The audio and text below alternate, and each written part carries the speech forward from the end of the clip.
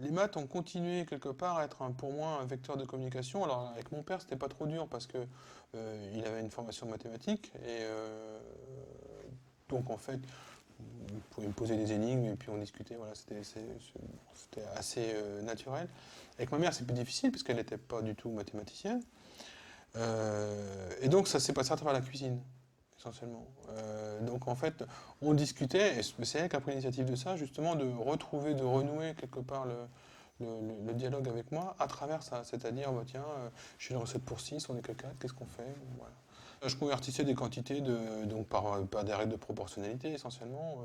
Voilà, donc c'était pas très savant, mais c'était quelque chose que je savais faire, quelque chose qu'elle savait faire aussi bien sûr, mais qu'elle me laissait faire pour engager le dialogue. Et puis après c'est moi qui faisais ou qui aidais, et ça c'était important.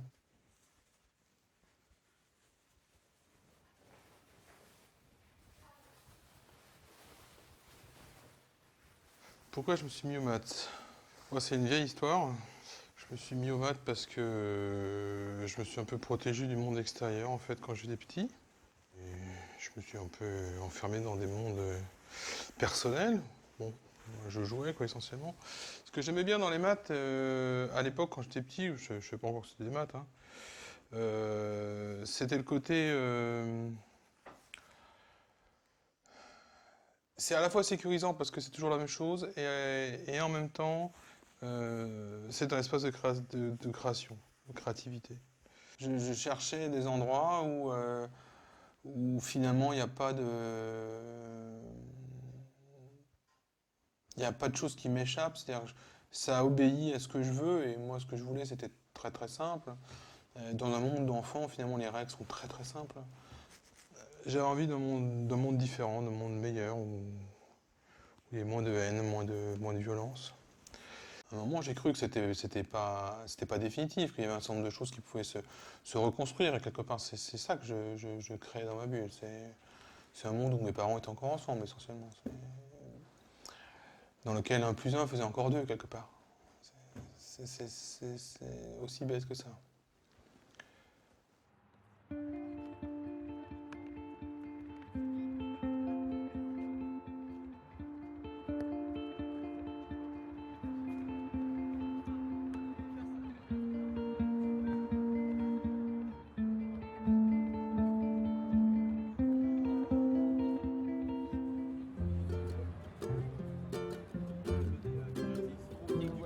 Alors, est-ce que je suis du genre humanoïde? Enfin, c'est un humain. Oui, je suis scientifique. Oui. Oui, t'es scientifique. Je suis dans la biologie. Non. J'étais sur New York. Non. Je suis pas Marie Curie. Au 20e. Oui, mais je fais pas un tour, ouais. Là, regarde. Vraiment un tour à la. Oui, mais tu peux faire ACB comme ça, A, C, et après tu repasses à B. Ah non, c'est pas un B-1. Donc ça c'est un C, et le C qui est là, je l'appelle C-1, je le mets là-bas. C'est ça que j'ai fait. Ça, c'est là. Là, ça marche pas. Si, ça marche. Si t'enlèves les B, ça marche. Si t'enlèves les C, Moi aussi, ça marche. ça marche. Si t'enlèves les A, ça marche pas. Ça marche? Personne n'a de formule. Il faut faire combien minimum? Combien C'est pas de. possible encore. T'as ton noyau, t'as les deux éléments et puis t'as deux trucs de chaque côté qui annulent si t'enlèves les sauts. Ça marche très bien. Ça marche. Super.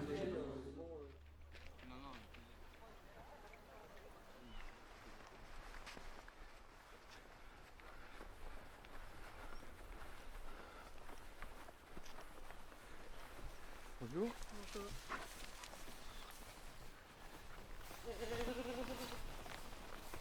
La beauté en mathématiques, pour moi, c'est des moments de plaisir, en fait, des moments de plaisir où je me dis, ah, ça y est, j'ai compris. Là, maintenant, j'ai une façon de le dire. En fait, c'est surtout ça. C'est qu'en fait, on a toujours plus ou moins compris. Simplement, on a des chemins tellement longs, tellement tortueux, on a l'impression qu'on a souffert, on a rampé. C'est comme si on avait escaladé, en fait, par le mauvais côté d'une montagne et qu'on se retrouve, en fait, on était juste à 100 mètres de l'endroit où on était, quoi, au départ. C'est ce moment-là où tout d'un coup on voit le point de départ, on se dit, eh ben regarde, il y avait un chemin tout droit. Et puis en fait, maintenant je peux le dire, non seulement je peux le dire, mais je peux le transmettre, je peux le dire à des gens pour qu'ils le comprennent. C'est un moment que je trouve merveilleux. Pour moi, c'est ça la beauté des maths. C'est le moment où tout d'un coup les mots qu'on utilise pour les dire, elles sont essentiellement des mots naturels. Et puis, fois Y2 ou alors en mieux Y1 moins Y2, Y1 moins Y2 tout au carré. Ces deux formules sont invariantes par l'échange de 1 et de 2, mais aussi par les permutations circulaires, parce que Y1 est fixe par les indices circulaires et Y2 aussi. Voilà, et ça ligne. Donc maintenant, si je fais ça sur une équation de degré 4, je trouve à 4 à l'intérieur. On a les deux. Et ils n'ont pas compris que c'était le dévissage d'un groupe qui était amorcé. Et que cette première étape, il suffit d'amener. C'est Galois qui dit ça. Il dit, ah ouais, si ça marche, il va falloir qu'il y ait ceci, cela, machin, etc. Donc ce groupe distingué, mais donc on fait en nous, machin, etc. Et c'est calculatoire. Si tu veux, tu implémentes ces calculs et ça marche.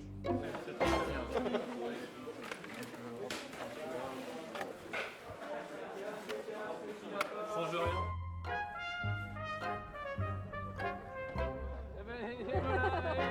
C'est pas un garage, ça.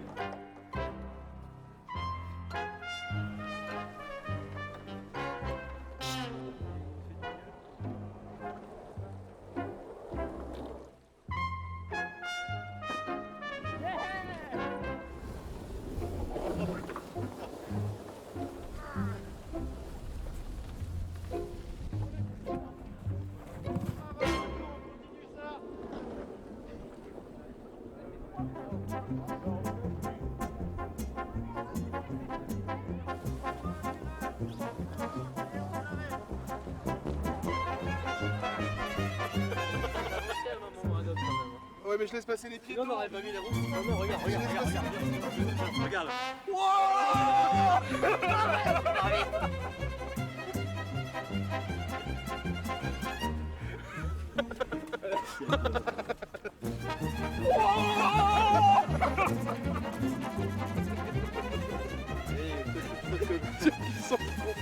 Ah là là là là là là.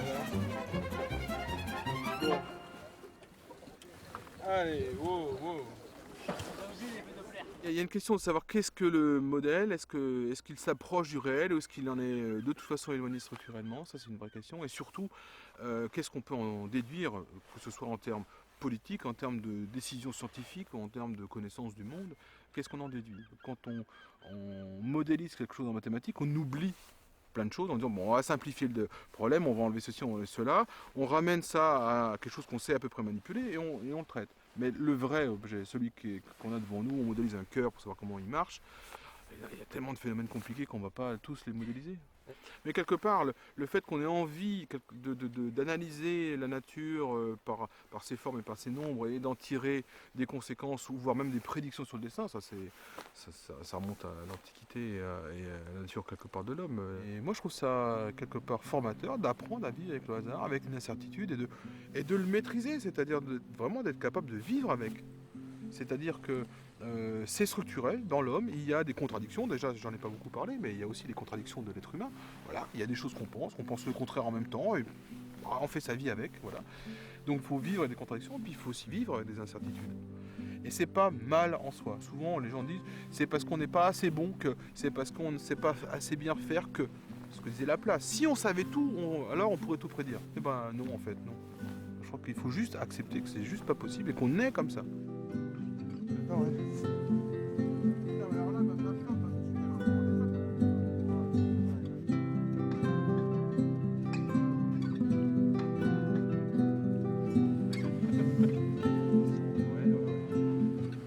Ouais, c'est vrai que la solitude est pour moi un écueil majeur de la recherche et même des mathématiques, puisqu'on est souvent dans sa propre tête, on est souvent en train de chercher des choses qui sont très abstraites, et c'est difficile de les partager.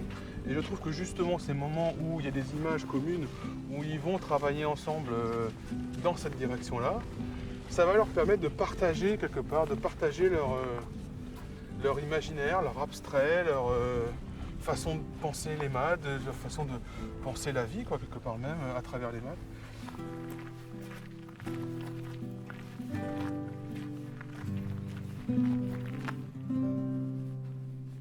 Ça gaze ?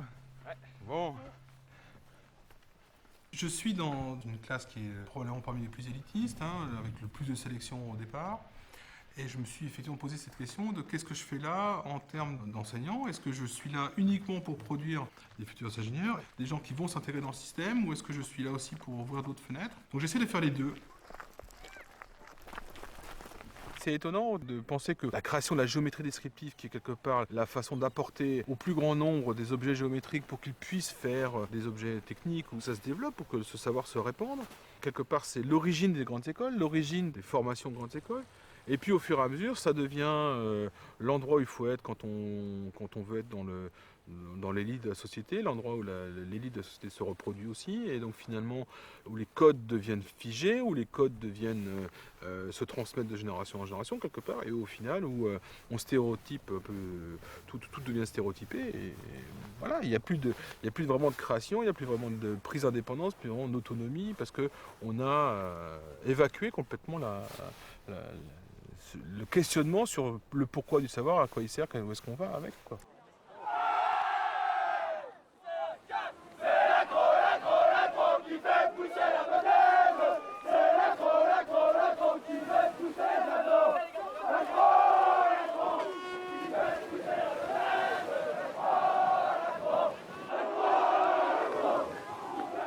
J'ai quand même affaire à des adultes en devenir qui sont des gens qui ont beaucoup de capacités et tout ce qu'il faut pour développer cette autonomie, cette réflexion. Et en même temps, on sent bien qu'ils sont prisonniers d'un certain nombre de codes que leur impose la société, les parents, les amis, les médias, enfin le reste du monde, quoi, quelque part. Qui peuvent aussi les pousser à ne plus réfléchir et à se laisser aller, quoi.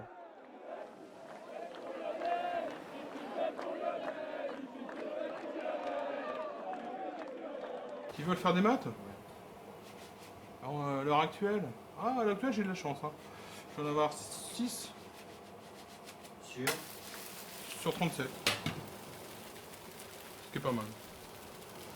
Mais c'est pas. C'est une cuvée exceptionnelle. Ouais, là j'ai un élève qui vient de m'avouer ça tout de go, alors que je trouve que c'est un de ceux qui a les capacités, bon, qui est pas tout à fait le meilleur, mais pas dans les zones des meilleurs, mais qui aime les maths visiblement, qui m'a dit oui, moi ce qui m'intéresse c'est les maths financières. Bon, il a une histoire personnelle compliquée, ce qui fait que je comprends ce qu'il dit. C'est vrai que ça me déçoit un peu que finalement il n'y ait que ce filtre-là qui l'attire, voilà, que ce soit ça la façon dont il voit la vie, quoi. Bon, mais en même temps, c'est un garçon que j'aime bien, donc voilà. Donc j'aimerais bien pouvoir lui donner des billes aussi pour que il ne soit pas prisonnier de ce truc. Ce qui est étonnant, c'est que ceux qui ont vraiment des compétences en maths, paradoxalement, sont quand même pas mal attirés par ces questions-là, et donc par des écoles qui proposent ça, comme l'X par exemple. Bon, la plupart, c'est parce qu'ils sont un peu attirés par l'argent, par tout ce qui brille, quoi, et qui pensent qu'ils ont des compétences qui leur permettent de tirer leur épingle du jeu à ce niveau-là, ce qui n'est pas faux d'ailleurs. Hein. Ils ont des compétences. Maintenant, on aimerait bien que leur cours de philo leur serve un petit peu aussi à réfléchir à ces questions-là, à ce positionnement par rapport à la société. Puis leur cours de maths aussi leur pose des questions, mais bon,